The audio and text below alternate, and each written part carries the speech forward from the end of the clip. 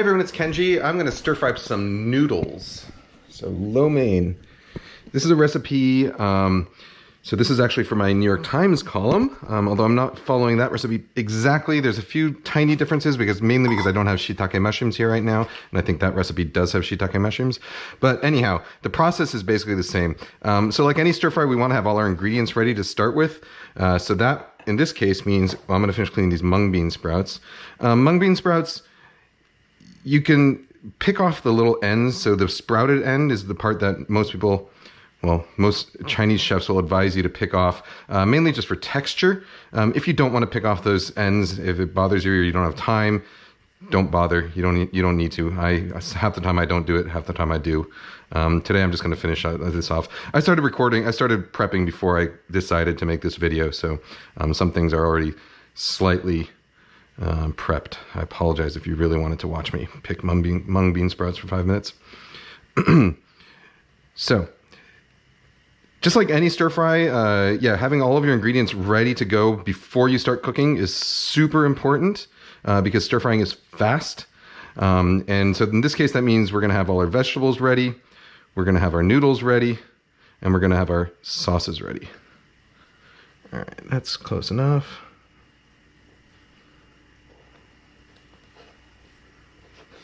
Discard the rest of those. All right. So I got my bean sprouts. These are going to go in a bowl on their own.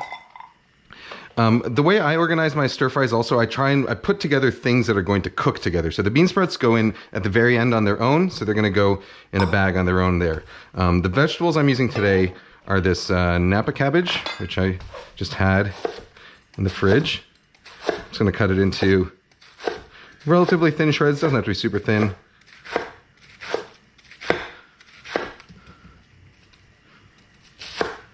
This is probably like 6 ounces or so of Napa cabbage. You could also use green cabbage. You could use white cabbage. You could use red cabbage. You could use no cabbage at all. All right, Napa cabbage.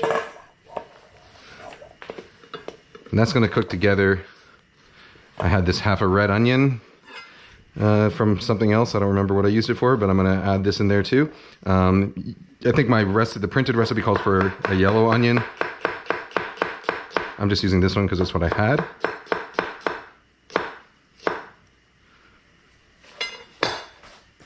And that's going to cook at the same time as the cabbage. We got this carrot, which we're going to cut into fine julienne matchsticks. So we're going to start by cutting it into about 2-inch segments. We're going to cut one side flat, so making a little claw here. Cut one side flat to get a stable surface to rest on, okay? And then the rest of this we're going to cut into these planks, okay? And then we'll take those planks, stack them up a few at a time, cut them into matchsticks.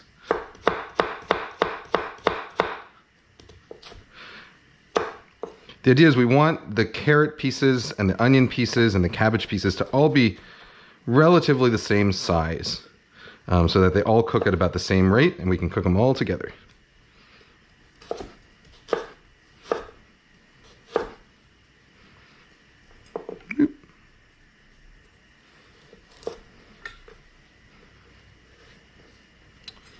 Okay, so same thing. Cut one side to make a flat surface, cut it into planks, and then cut the planks into julienne. All right, so those can all go in here together. And finally, we're going to put our aromatics in a separate bowl. So a few cloves of garlic, just going to trim off the ends.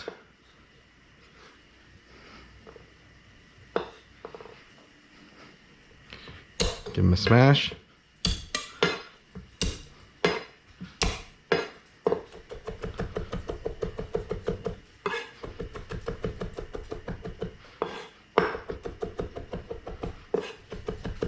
And just a rough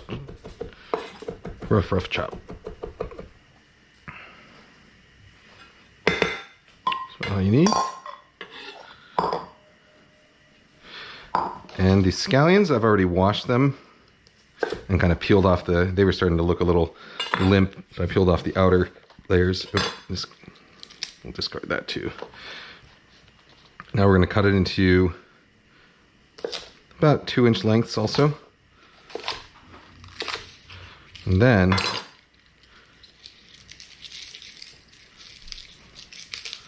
cut lengthwise. So I kind of bunch them up like that.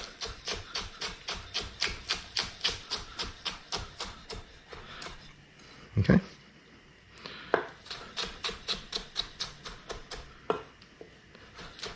Doesn't have to be perfect. And if if you're uncomfortable cutting scallions lengthwise like this, you can also just cut them, slice them like you normally would, or leave them whole. Doesn't really matter. I mean, leave them as, you can cook them just like this, and they'll still taste fine. If I was cooking them like that, rather than adding them with the garlic, which is what I'm going to do in this case, what I would do is I would put them in with all the other vegetables, so that they have a little bit more time in the wok.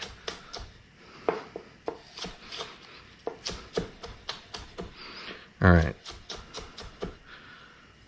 Aromatics, done. Okay, so now I've got all this going, I'm gonna pre-cook my noodles. So these are fresh egg noodles, Chinese style egg noodles. If you can't find Chinese style fresh egg noodles, you can use fresh pasta, so fresh spaghetti or linguine that you can get at Whole Foods or another sort of fancy-ish supermarket. You can use that just fine. And if you really can't find that, you can also just use regular pasta that you parboil until barely al dente. So we're going to get these in here, boiling water with a little bit of salt in it. And we're just going to par cook them. They're fresh noodles, so they really take almost no time at all. They're going to cook for about a minute. Okay. In the meantime, I'm going to get my wok preheating because I'm going to be using it soon. So when I'm preheating my wok, teeny drizzle of oil. Then I'm going to rub out with a paper towel. And that oil is basically going to be my temperature indicator. So when that starts smoking, I know my wok is, well, smoking hot. All right. Noodles are just about done.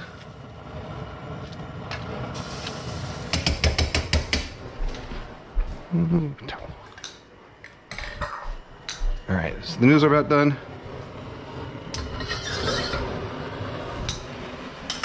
I'm gonna drain them out.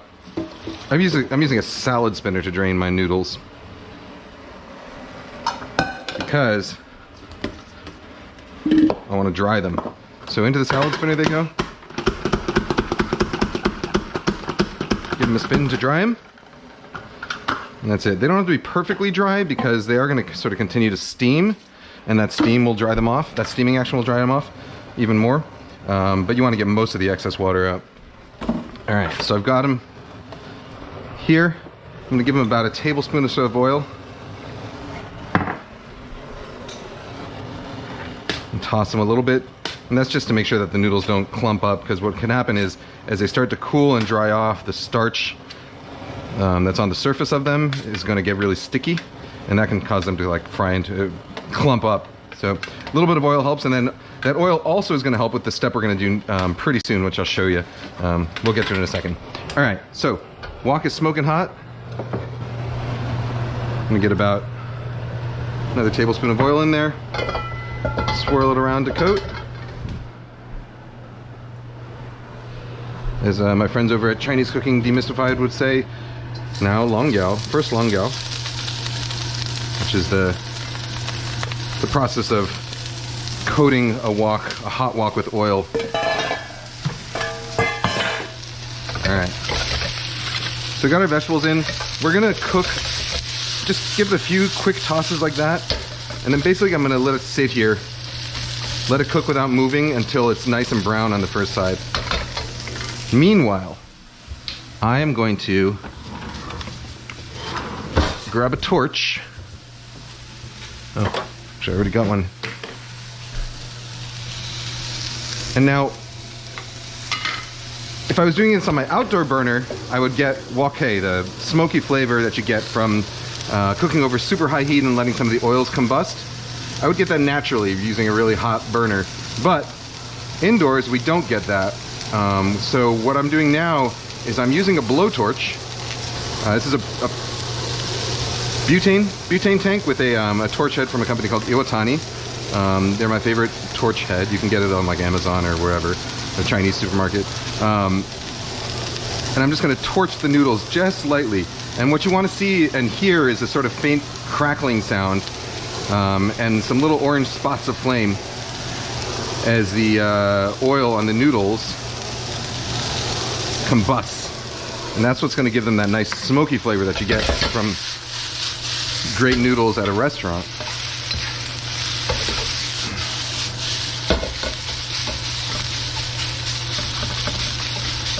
So you see it's starting to get, these little bits are charred, and you get this really sort of nice nutty aroma from that charred cabbage. We're going to repeat that process like a couple times. Yeah, so here I can already smell the smokiness from the noodles. I might give it another quick little pass. It's okay if you, so you see there's like some little bits of browning and blackening on the noodles. That's fine. You don't necessarily need to see that though for this to work. Because it's not really the food itself that you're trying to burn or combust. It's the oil that's coating it. That's what you really want. That's what's going to give you that real, well, part of what gives you that smoky wok flavor. Okay, almost done here. Let me get the second tray ready for the vegetables. You know, if you have the skills, one thing you can do, point the torch in here while you're stir frying, and that's going to give you a smokiness. But if you're nervous about doing that, and I know some people are just nervous about stir frying in general, so adding a torch to that can be a little bit difficult. So if you don't want to do that, you can do it this way, which is how the instructions that I'm writing for the newspaper have you do it. Spread it out into a tray, thin layer like that. Put it on top of a heat-proof surface like your burner rack. And then just like I did for the noodles, I'm going to do the same thing on the vegetables. And so you can see that orange flame. So the flame coming out of the burner should be blue. That's a sign that you're getting good efficient combustion, and then as it hits the oil, it should leave these little orange sparks, and that's the oil itself combusting.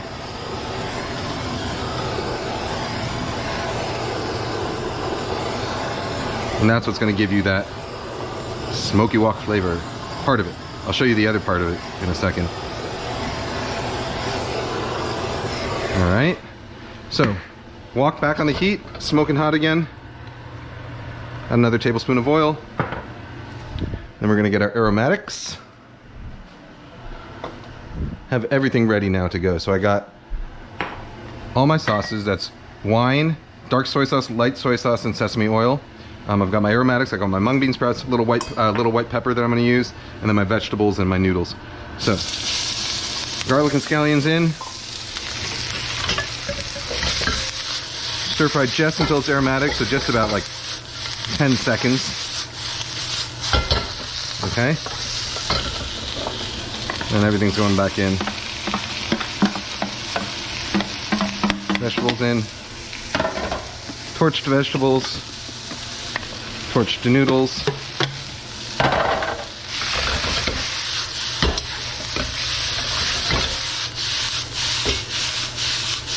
And toss. Use your spoon to break it up a little bit. If you want, you can use tongs as well.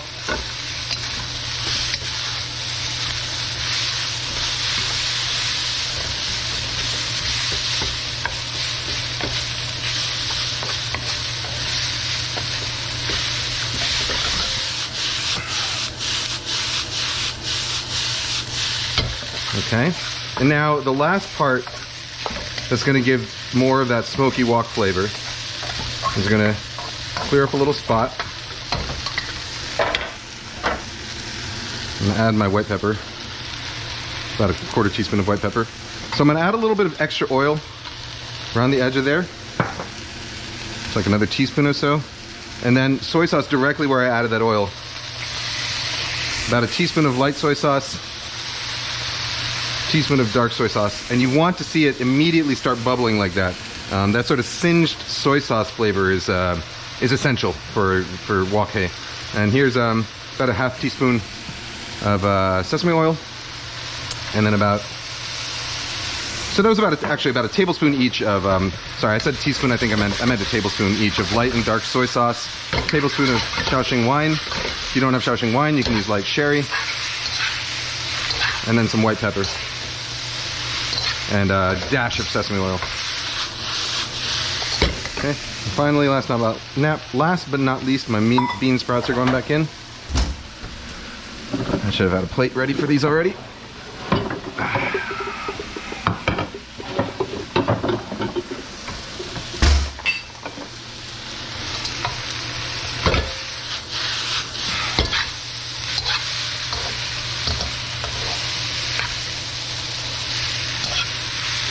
And you cook just basically until that soy sauce is dry. This is not a saucy noodle dish. This is a dry noodle dish.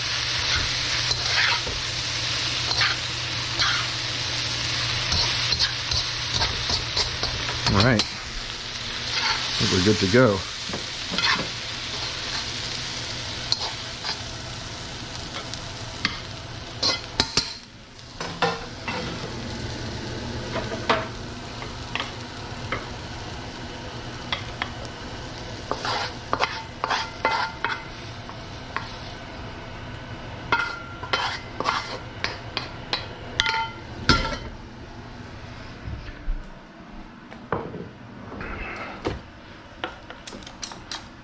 There we got some delicious smoky, lots of wok hei, vegetable lo mein.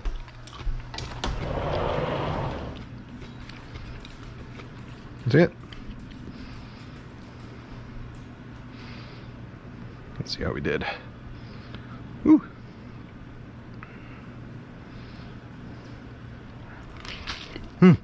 Hot.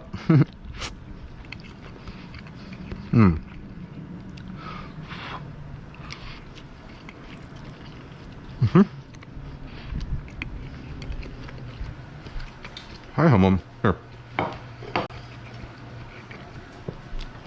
Nice and smoky. Shabu, come on, come on. Shabu. There you go, buddy. Chomp, chomp, chomp. All right. Smoky wok hei vegetable lo mein. Guys, gals, and non-binary pals, I will see you next time. Bye-bye.